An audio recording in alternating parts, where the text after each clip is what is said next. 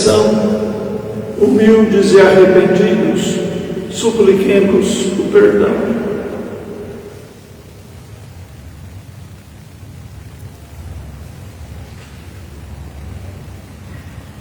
Confessemos os nossos pecados.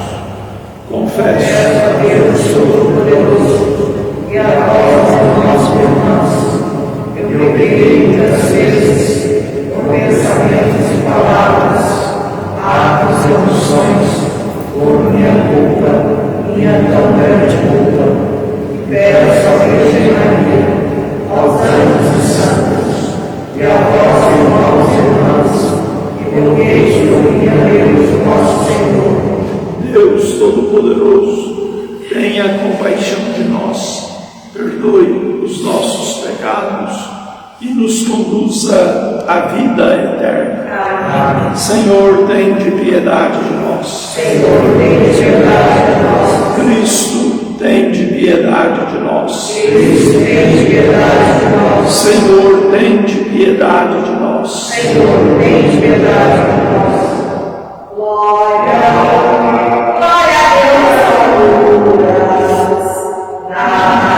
nas criaturas, glória a Deus, criaturas, e valores novos,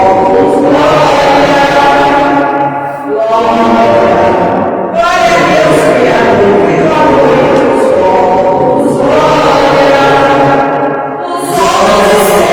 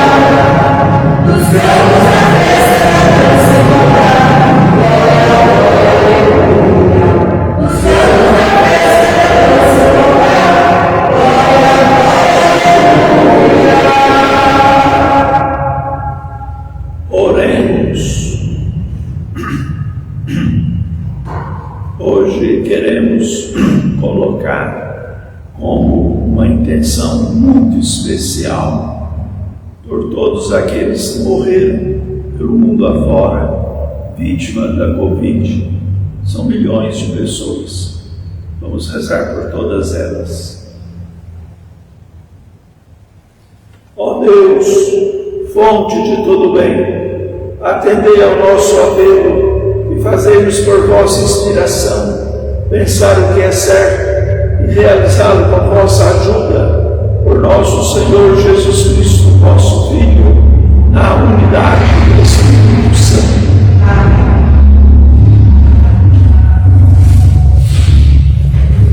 Leitura da segunda carta de São Paulo aos Coríntios. Irmãos, sustentados pelo mesmo espírito de fé, conforme o que está escrito, eu creio, e por isso falei. Nós também cremos, e por isso falamos, certos de que aquele que ressuscitou, o Senhor Jesus, nos ressuscitará, também com Jesus, e nos colocará ao seu lado, juntamente convosco. E tudo isso é por causa de vós, para que a abundância da graça, em um número maior de pessoas, faça crescer a ação de graças para a glória de Deus. Por isso, não desanimamos, mesmo se o nosso homem exterior se vai arruinando, o nosso homem interior, pelo contrário, vai se renovando dia a dia. Com efeito, o volume insignificante de uma tribulação momentânea acarreta para nós uma glória eterna e incomensurável. E isso acontece porque voltamos aos nossos olhares para as coisas invisíveis e não para as coisas visíveis. Pois o que é visível é passageiro, mas o que é invisível é eterno. De fato, sabemos que, se a tenda em que moramos neste mundo for destruída, Deus nos dá uma outra moradia, no céu, que não é obra de mãos humanas, mas que é eterna. Palavra do Senhor. Graças a Deus. A vossa palavra, Senhor.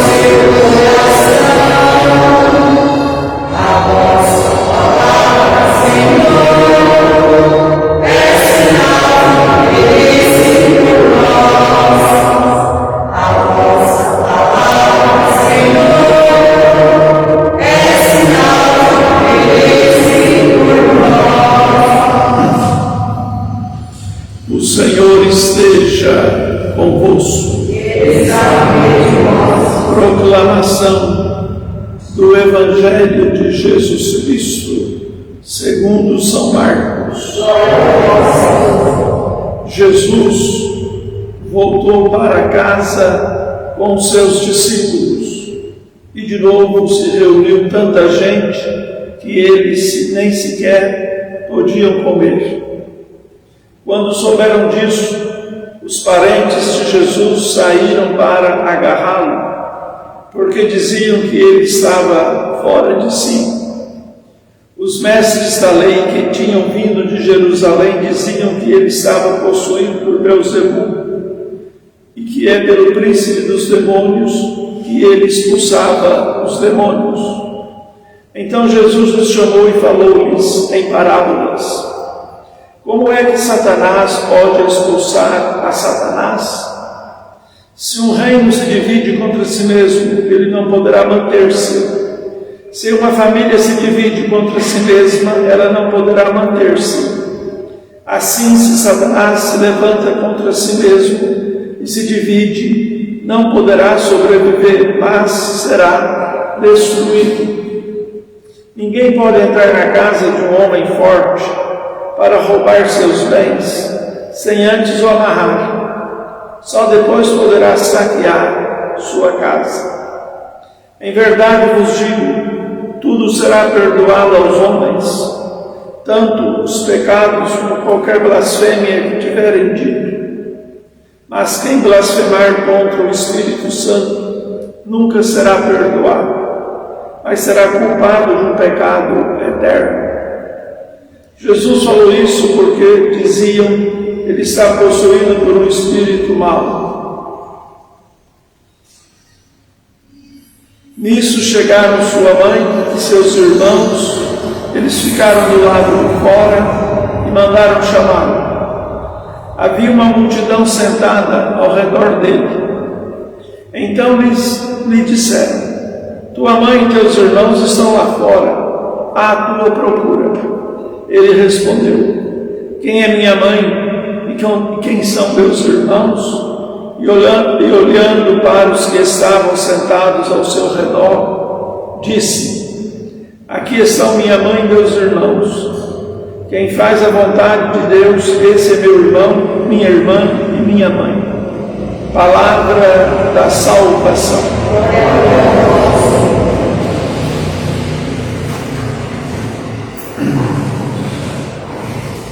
Irmãos, irmãs, no capítulo 3 do Evangelho de São Marcos, que hoje estamos lendo parte dele, nós vamos encontrar Jesus a modo de um mestre verdadeiro, em casa, em Cafarnaum, onde morava, pertinho de Jerusalém, assentado, é a postura do mestre, assentado, e ao redor dele uma certa multidão de pessoas, naturalmente, a escutá-lo. O evangelista Marcos trabalha com galardia, de maneira quase que poética, essa beleza da figura de Cristo, que vai ao longo do seu evangelho, que é o menor de todos, 16 capítulos apenas, se apresentando no sentido absoluto de revelação. Jesus vai se revelando, vai se mostrando, e as pessoas estão por ali hoje, um grupo considerável de pessoas que vieram de Jerusalém, sabendo que ele estava em casa. Algumas pessoas já estavam lá na casa de Jesus quando o grupo de Jerusalém chegou. Já era um movimento considerável. Prova é que o evangelista Marcos até narra que eles não estavam tendo tempo nem para comer. E chega agora este outro grupo, o segundo grupo, de chefes da lei, doutores da lei, fariseus. Essas pessoas que, infelizmente, pelo mundo afora, sempre foi mais ou menos assim, que sabem pouco, mas se gostam de sábios, de intelectuais, donos da verdade, manipuladores da história. Os fariseus eram peritos, e até hoje eles existem vigorosamente pelo mundo afora. Um fenômeno hoje, por exemplo, bastante grave, é a popular, a conhecida fake news, pessoa que esparra uma mentira, e mentiras que às vezes provocam grandes problemas, grandes dificuldades. Não tem mentira boa, é verdade, mas com a tecnologia mal usada, necessariamente esses problemas se apresentam graves, porque há uma manipulação do imaginário coletivo, a insistência, a força da mentira.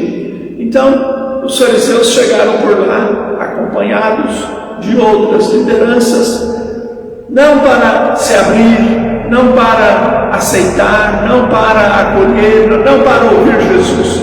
Eles não tinham esse compromisso, mas para pegá-lo, para armar alguma armadilha, para estar ali atentos, porque Jesus poderia dar uma escorregada, uma falha, e eles então eram testemunhas oculares, e para o direito judaico a testemunha ocular tinha um peso profundamente enorme.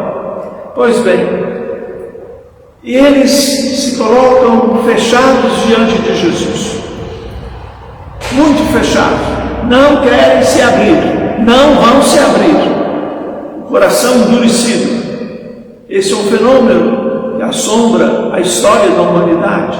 Quantas pessoas carregam um coração doente, não porque tem chagas, não porque tem algum conflito físico, algum distúrbio, não é isso não, mas doente porque está moralmente machucado, ofendido pelo ódio, pela mágoa, pela raiva, pelo rancor, pelo espírito de vingança, pelas deficiências da personalidade humana possíveis, reais e necessárias negativamente. Nós não podemos precisar de nada disso. Pois bem, Jesus então escuta bem o que eles estão dizendo,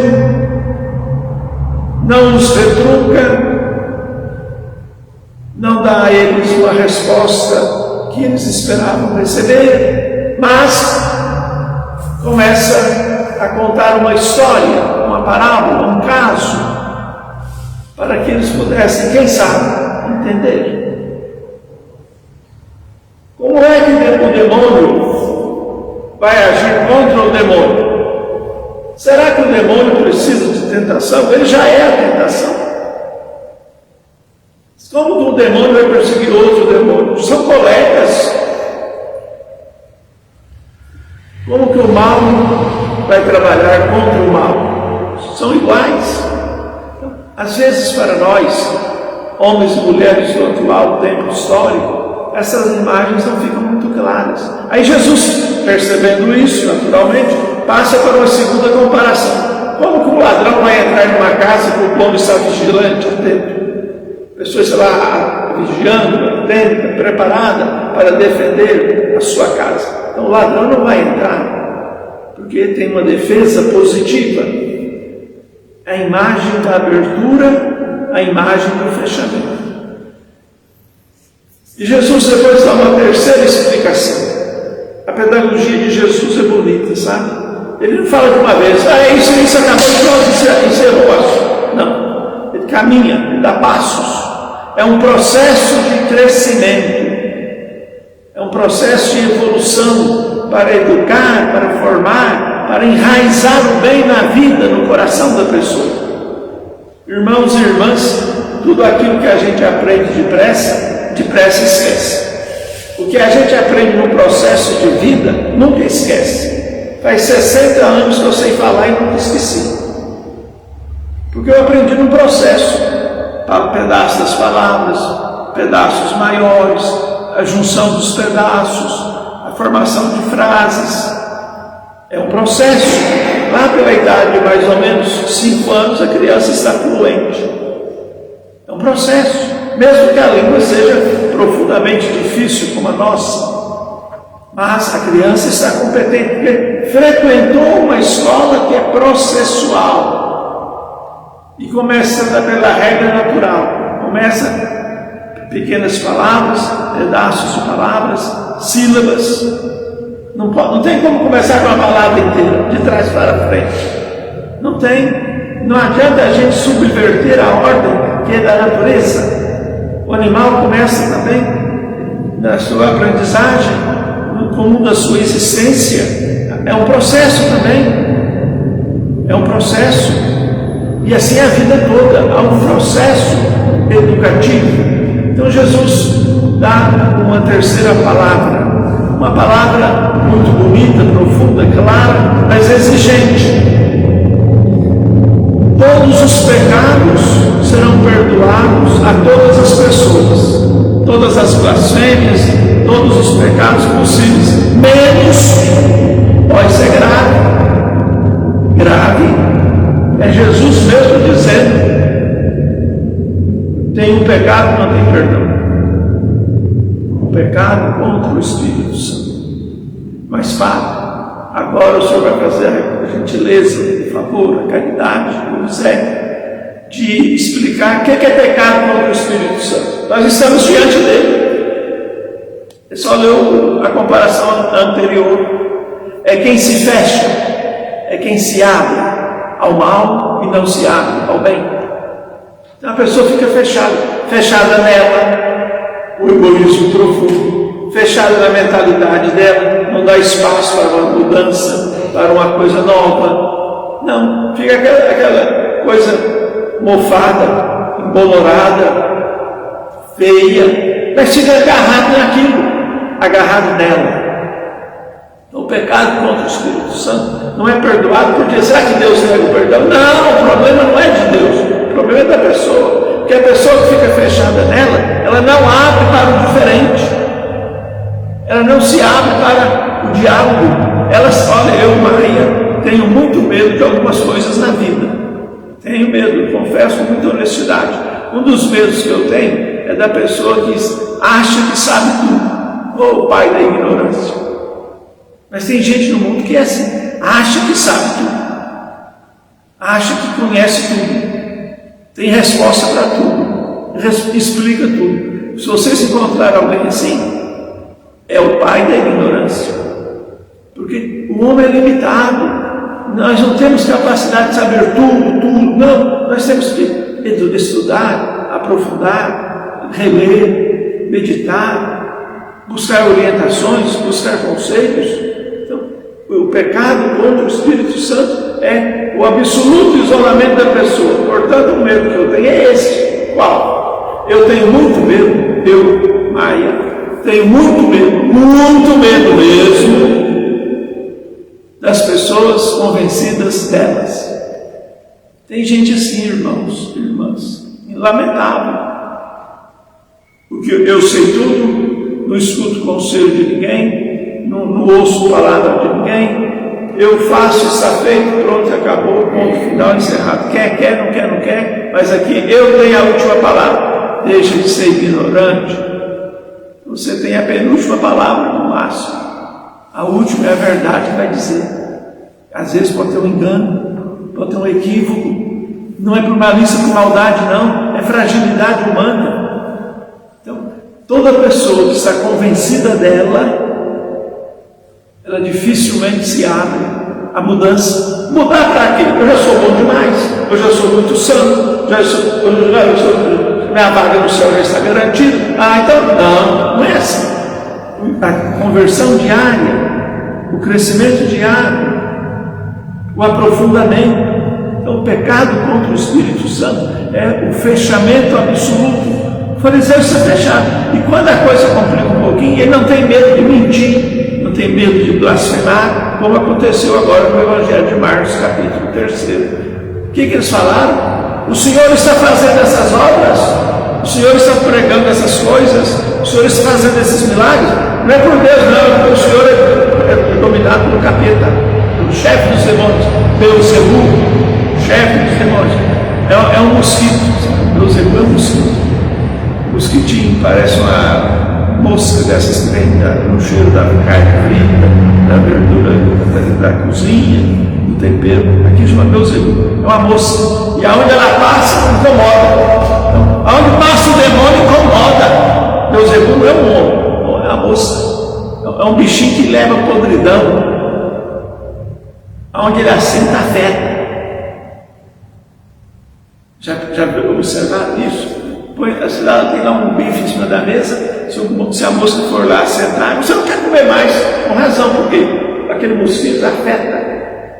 Então, Beelzebú é o espírito do mal, a obra do mal. Então, o Senhor está fazendo tudo isso aí, que a gente reconhece, é verdade, o Senhor está fazendo mesmo, não podemos negar, mas não é poder de Deus, não, é poder do Beelzebú. O Senhor é uma moça desqualificada.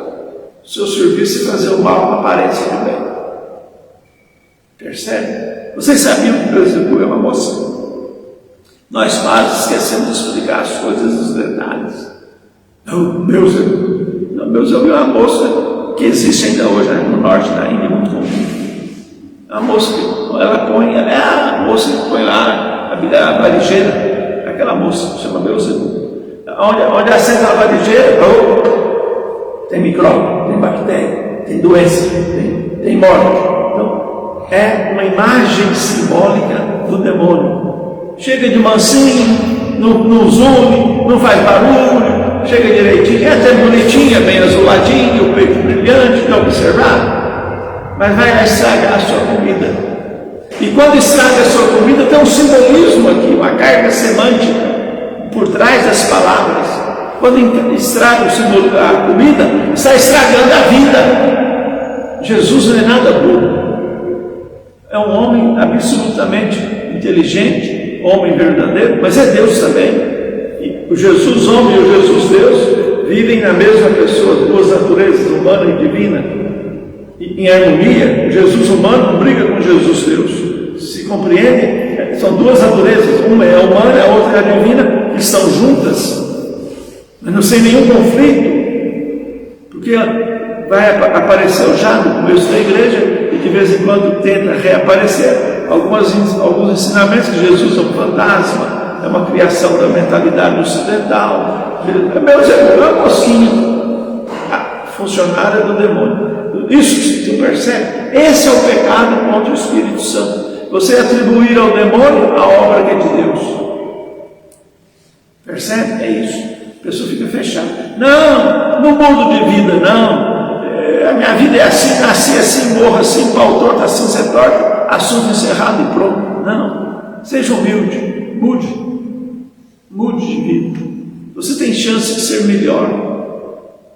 Você tem chance de ser melhor. assim como eu também tenho e quero ser, mas não é fácil, porque nossos gênios, nossos temperamentos, nossa impaciência, nossa angústia, nossa tristeza, nosso choro, nossa decepção, a gente às vezes, irmãos e irmãs, nós podemos levar sustos profundos na vida, com a mais santa intenção. Quanta gente medrosa pelo mundo. O mundo não é melhor, o mundo não é melhor em boa parte, é por causa do medo de muita gente. Tem medo de falar, tem medo de agir, a verdade verdadeira, claro. Tem medo de se posicionar, aí vai continuando aquela coisa da omissão. Tem uma frase nossa que vai ficar famosa no futuro, quando alguém escrever, que eu deixo escrito, daqui a uns 200 anos, lá no céu, vou ver. É uma frase importante, engraçada. A prudência, irmãos e irmãs, guardem isso para a prática da vida. A prudência é a única virtude que, quando em excesso, vira pecado. Excesso de prudência é pecado. Chama omissão. Sou tão prudente que não falo. Não fala por prudência, não é por covardia, por medo. Prudência é apenas a fachada da desculpa. Não, tem que falar. Eu sinceramente, irmãos e irmãs, quantas coisas eu já falei que causaram grandes problemas e falaria de novo hoje tudo do mesmo jeito, porque era verdade. Era verdade. Eu não tenho compromisso com a mentira. No dia que o professor ia dar aula de mentira, eu faltei da aula. Não, hoje eu não vou, não, eu quero aprender. É uma imagem, parece simbólica. Então, a prudência é a virtude, nós precisamos dela, vem de Deus, é importante, mas tem limite. Isso ficar prudente demais vira omissão. Eu não vou falar, eu não vou agir, eu não vou. Então, a gente vai arrumando um jeitinho de se acomodar, né? E o mal lastra. O mal lastra, porque eu deixei de agir. É o pai que não conversa com o filho chega bêbado em casa, o pai está dormindo e nem fé toma disso. A filha chega do namorado 2, 3 horas da madrugada em casa, está passeando no bosque com o Ribeirão Preto, distraindo, e campo de aviação, serrinha, etc. O pato bem informado. E o pai e a mãe estão tranquilos, roncando. Vamos levantar nós dois agora, pai e mãe. Vamos assentar na sala com a menina. Vamos conversar. O que está acontecendo? Onde você foi? Com quem você foi? O seu futuro, o seu estudo, o seu trabalho, a sua honra. Como é que sai isso? Não é verdade? Não, dormindo. Preocupa. O casamento é muito disso, acontece muito. A imagem do casamento é forte. Os pais ficam preocupados com o casamento dos filhos, é natural. Terno do moço, gravata, a abotoadura da camisa, sapato, a meia, correia, corta o cabelo, arruma a barba, a mãe com a noiva, né, faz um vestido, arranja um terço bonito, um buquê de rosa muito bem arrumado, não é assim? Então preparam o casamento dos filhos, gastam caro. Os filhos ficam bonitos. Nunca vi um noivo feio. Nunca vi uma noiva feia. Ficam bem arrumados, nem se acusa com maquiagem. Mas ficam bem arrumados, arrumadinhos. Prepara um bolo, prepara os convites, prepara o lugar da lua de mel, arruma a casa, a mobília. Então os pais participam ativamente, não é assim? É normal, é bom que seja, tem que ser. Só que acontece um problema. Os pais se preocupam com o casamento dos filhos, mas não preocupam com os filhos que vão casar. Uma semana antes do casamento, o moço está noitada aí com a cara cheia, na farra. A semana que vem vai ser marido e mulher na noitada na farra. O pai, não, isso vem cá, moço. Vai sentar aqui e conversar. Não basta preparar o casamento, tem que preparar o filho também. Não é comum. Quanta gente separa, porque tem uma regra na igreja do direito canônico, que a pessoa pode conseguir decretar a nulidade matrimonial por erro de pessoa. Como que é o erro de pessoa?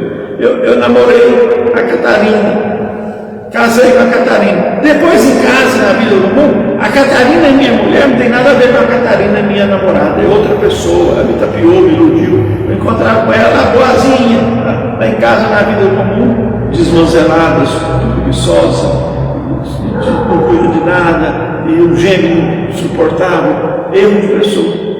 Pode ter nulidade, porque não foi com ela que você casou, foi com a outra. Essa aqui do dia a dia, o marido é a mesma coisa. Esse mocinho do dia a dia não é o meu marido, é outra pessoa. Quando eu fui juiz no tribunal, eu já tive casos assim. Meu namorado, depois do casamento, é outra pessoa, eu desconheço, não reconheço meu namorado ou a minha mulher, percebe? Porque faltou o diálogo, a gente assentar e conversar, esclarecer. Então, prepara tudo. Até o arroz jogado na porta da igreja, prepara. Agora é verdade que nós, coisinhas fedorentes também, um incenso ou mau gosto. Mas a mocinha da floricultura, sabe, para passar lá, me vende caro, ela quer seu dinheiro. Depois nunca mais me diz telefone. Casou, acabou, eu vou procurar outro. Mas é a vulgaridade da sociedade atual, né? Essas coisas são lamentáveis. Mas, se você conversou com seu filho alguma vez sobre o casamento dele, com a sua filha, conversou? Porque eles vão assumir um compromisso que é vocação, que é santo, que é instituição divina. Família é instituição divina. Não é o governo que fez, deixou de fazer. Percebe? Então, irmãos e irmãs, em casa Jesus conversa, e conversa de modo transparente, sincero, fala a verdade, questiona, pergunta, compara, tudo para dizer: vocês estão iludidos, enganados, mas tudo isso para dizer mais ainda: vocês estão fechados, e quem se fecha, morre. Morre. A doença sai pela boca, grande parte das doenças sai pela boca. Desabafar, conversar, dialogar, às vezes coisas duras, assuntos pesados, problemas sérios, mas nós temos que ter coragem de sentar e conversar, porque senão, e isso, irmãos e irmãs, não depende da idade, da cultura, não depende disso não. Quer dizer, a família que se coloca numa reunião para os acertos necessários, o pai, a mãe, os filhos. Alguns problemas estão acontecendo aqui. Não vamos fechar os olhos, não. Vamos assentar e conversar. Vamos encontrar juntos uma solução. É difícil, não é fácil. Mas é preciso que a nossa casa, assim como a casa de Jesus em Cafarnaum, seja uma casa do diálogo, e do diálogo que seja somente verdade. Creio em Deus Pai Todo-Poderoso. Jesus Cristo, Filho nosso Senhor, que foi concebido pelo poder do Espírito Santo, nasceu da Virgem Maria, padeceu sob Pôncio Pilatos, foi crucificado, morto e sepultado, desceu às mãos dos mortos, ressuscitou ao terceiro dia, subiu aos céus, está sentado à direita de Deus Pai Todo-Poderoso, onde a vida julgará os vivos e os mortos. Creio no Espírito Santo, na Santa Igreja Católica, na comunhão dos santos, na remissão dos pecados, na ressurreição da carne, na vida eterna. Irmãos e irmãs, preparemos nossas oferendas. Dai fogo deste nome, deste brilho. Tenho fome, tenho sede alegre mais. Eu não sei quando essa caminho. Dá fogo deste nome, deste brilho. A estrada é um lugar, a subida é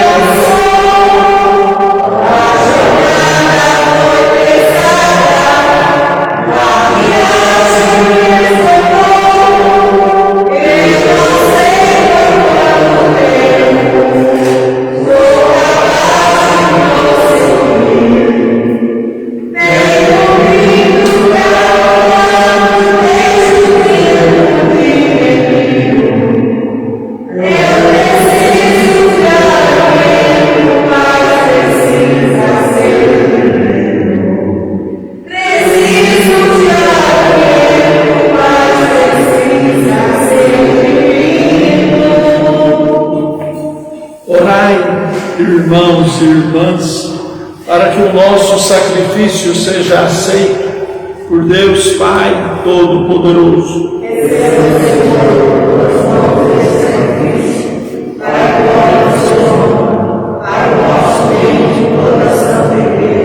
Senhor nosso Deus, vede nossa disposição em vos servir e recebei nossa oferenda para que este santo sacrifício nos seja agradável e nos faça crescer na caridade. Por Jesus Cristo, vosso Filho, na unidade do Espírito Santo. Amém. O Senhor esteja convosco. Corações ao alto. Demos graças ao Senhor nosso Deus. Na verdade é justo e necessário, é nosso dever e salvação dar-vos graças continuamente, em todo tempo e lugar, Senhor Pai Santo, Criador do mundo e fonte da vida. Nunca abandonais a obra da vossa sabedoria, agindo sempre no meio de nós. Com vosso braço poderoso guiastes pelo deserto o vosso povo de Israel. Hoje, com a luz da fé e a força do Espírito Santo, acompanhai sempre a vossa igreja peregrina neste mundo e por Jesus Cristo, vosso Filho, a acompanhais pelos caminhos da história até a felicidade perfeita em vosso reino. Por essa razão também nós, homens e mulheres, com os anjos e santos, queremos juntos proclamar a vossa glória, rezando a uma só voz. Santo, Santo, Santo, Senhor Deus do universo, céu e a terra proclamam a vossa glória. Hosana nas alturas, bendito se vem em nome do Senhor. Hosana nas alturas. Na verdade, ó Pai, vós sois santo e fonte de toda santidade. Santificai, pois,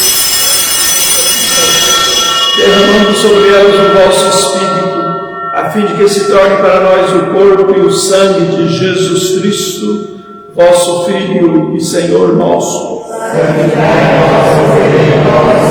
Estando para ser entregue e abraçando livremente a paixão, ele tomou o pão, deu graças e o partiu, depois o entregou aos discípulos, dizendo: tomai todos e comei. Isto é o meu corpo que será entregue por vós.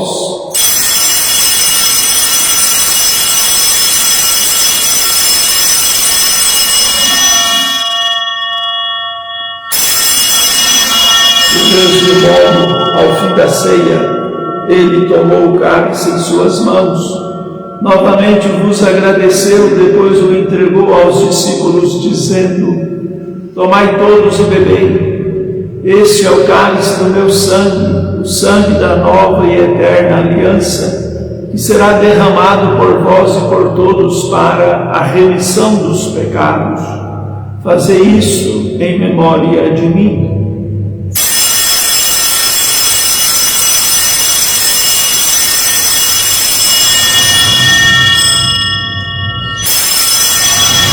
Eis o mistério da fé.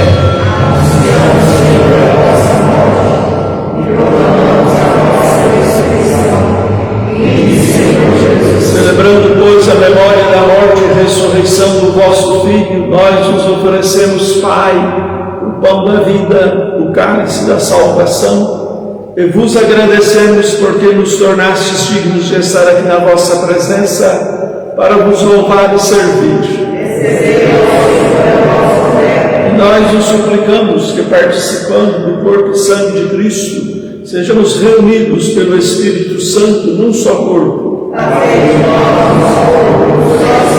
Lembrai-vos, Pai, da Igreja, que se faz presente pelo mundo inteiro, que ela cresça na caridade com o Papa Francisco, o nosso Bispo José Lanza e os ministros todos que servem o vosso povo.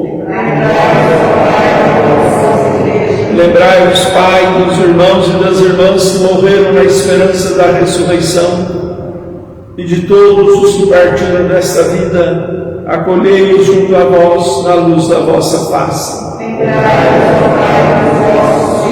Enfim, nós os pedimos piedade para todos nós, Dai-nos participar da vida eterna feliz com a Virgem Maria, Mãe de Deus e da Igreja, São José, seu esposo, os santos apóstolos e todos os que neste mundo souberam amar e servir Jesus Cristo, vosso Filho e Senhor nosso.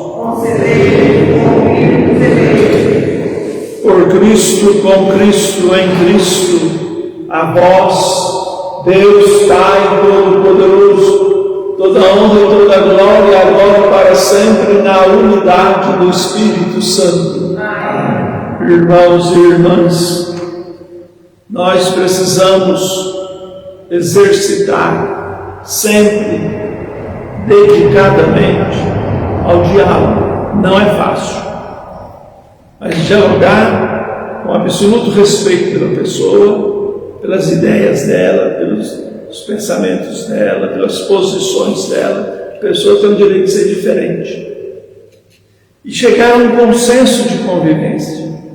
Às vezes não dá para viver completamente igual, não funciona, mas podemos nos aproximar. Você cede um pouco, você cede um pouco, equilibra. Mas tem que abrir o coração, viu? Abra seu coração. Deixe de enjoamento, teimosia. Eu mando, desmando, eu sou o marido, quem manda aqui? Quem manda? A família, pai, mãe, irmãos, filhos. Então, o diálogo é importante. Que bom seria que as nossas famílias tivessem meia hora por semana reunidas para conversar. Por exemplo, no seminário tinha isso, toda semana, toda segunda-feira. As classes. A minha classe era nos 8. Então, eu sentava em roda um padre junto. Eu falava tudo no 7. Essa semana você fez isso eu não gostei, você fez isso, eu gostei. Todo mundo falava todo mundo. No final da reunião, uma alegria, um alívio, de sentir a atenção, os um mal entendido aqui, um fake news ali, uma fofoca aqui, uma cabeça estragada, emoção ferida. Aí não tem diálogo, não. Para dialogar, eu não posso ter a conclusão pronta. Irmãos e irmãs, desculpe demorar um pouquinho, mas eu não posso começar uma reunião sabendo qual será o final dela. Isso é jogo sujo. Eu tenho de sentar na mesa e discutir com transparência. Às vezes não dá para fazer tudo, mas eu posso fazer um pouco. Você também faz um pouco. E a gente equilibra. Então, é preciso que abramos o coração. Marido e mulher, sentar na cama, conversar. Esse negócio. Não, isso não é bem. Irmãos, pais e filhos, professores e alunos, patrões e operários. Momentos de sentar e dizer: roupa suja lava em casa, está na hora. Vamos lavar, cada um lava a sua. Pode falar de mim tudo que você quiser. Eu escutava o 7. E não podia defender, nem explicar, escutar calado. Depois eu ia falar do 7 também. Tudo de bom e tudo de mal naquela semana. Importante, né? Você é educado para ouvir e escuta cada bobagem, escuta cada lorota, mas escuta a visão dele, a opinião dele. Percebe? Então vamos rezar, irmãos e irmãs, pedindo a Deus a graça de dialogar. É um diálogo sincero. Não é diálogo, conversa fiada, lorota, futrigo, fofoca, não. Conversa séria. Os dois maiores inimigos do mundo podem sentar e conversar. É só ter sinceridade.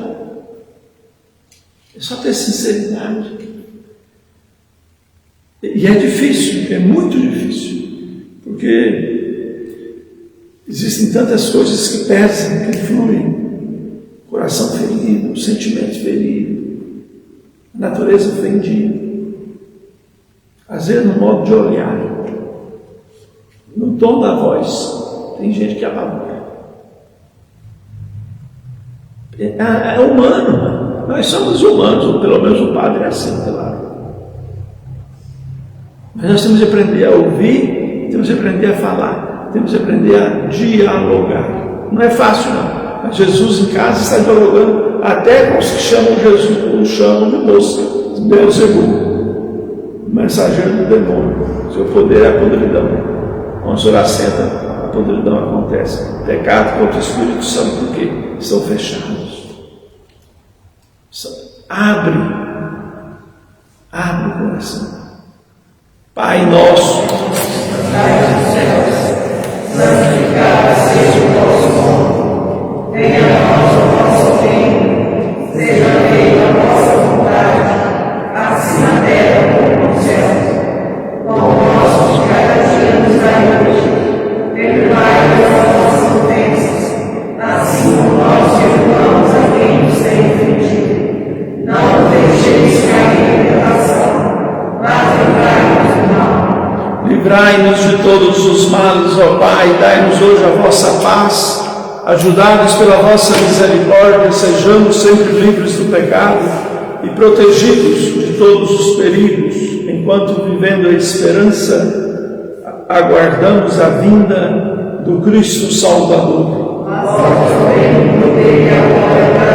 Senhor Jesus Cristo, dissestes aos vossos apóstolos: eu vos deixo a paz, eu vos dou a minha paz. Não olheis os nossos pecados, não, mas a fé que anima a vossa igreja, e dai-lhe, segundo o vosso desejo, a paz e a unidade. Vós que sois Deus como Pai e o Espírito Santo. A paz do Senhor esteja sempre convosco.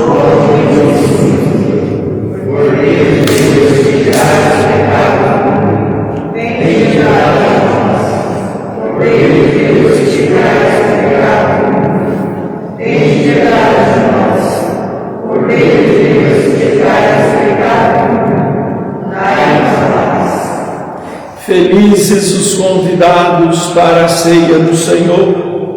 Eis o Cordeiro de Deus, que tira o pecado do mundo. Senhor, não sou digno de ter demorado, mas usei uma palavra de serviço.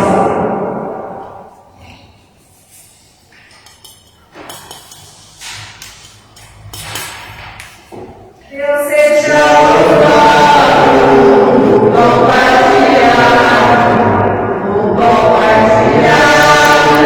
Deus seja louvado, Deus seja louvado,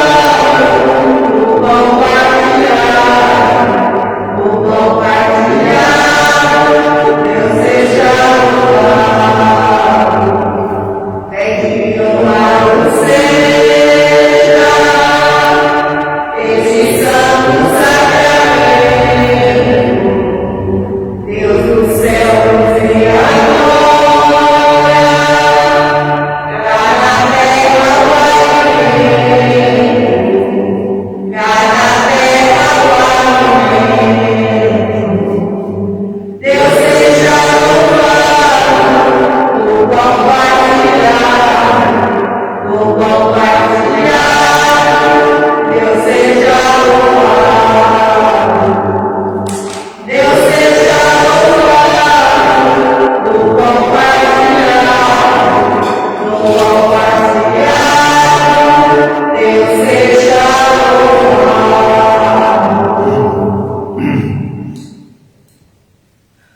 Oremos.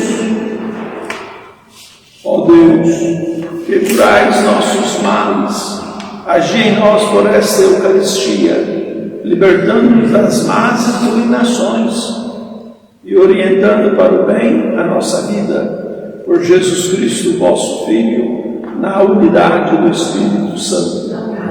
Irmãos e irmãs, antes da bênção final, peço licença para agradecer a tantas pessoas que, pelo zap, pelo e-mail, pelo telefone, ou então presencialmente mesmo, que seja de modo muito rápido, têm me procurado também, naturalmente, aos meus irmãos, dada a questão do Ronaldo, que está doente. Muito obrigado pelo afeto, pelo carinho, pela presença positiva. Eu sei que muita gente gostaria de ir, de conversar. Eu conheço o povo, é bom. Mas às vezes a pandemia também é uma limitação que nós temos de respeitar. Então, nós entendemos profundamente essa questão. O Ronaldo está numa situação muito grave, está entubado, inchado, fazendo hemodiálise todos os dias, diabetes alta, tem que tomar um remédio diabético, o tratamento do corona ofende mais a diabetes. Então é uma situação muito delicada, difícil, mas nós estamos rezando que Deus faça o melhor. Eu coloquei no coração de Deus, o que o Senhor fizer, está feito. Mesmo que não seja agradável, mas Deus tem juízo.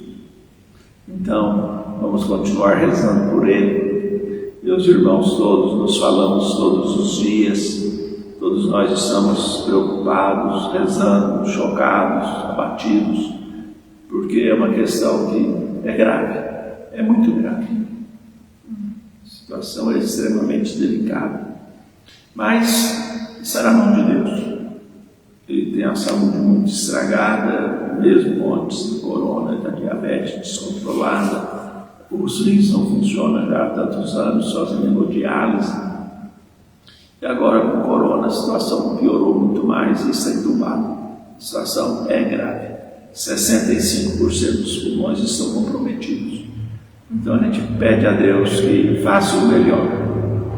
Ele sabe o que é melhor, e eu não dou opinião para Deus. Eu não dou opinião para Deus, Ele não precisa da minha opinião. Então que Deus faça o melhor, nos fortaleça, nos guarde, nos ampare, nos proteja e cuide dele como vem cuidando, com atenção, com carinho de Pai Criador, rico em misericórdia. Isso é muito importante. A próxima missa, quinta-feira. Terça-feira eu tenho um compromisso. Então a missa, quinta-feira, 7 horas, online, se Deus quiser. O Senhor esteja convosco. Abençoe-vos Deus Todo-Poderoso, o Pai, o Filho e o Espírito Santo. Amém. Ide em paz, que o Senhor vos acompanhe. Graças a Deus.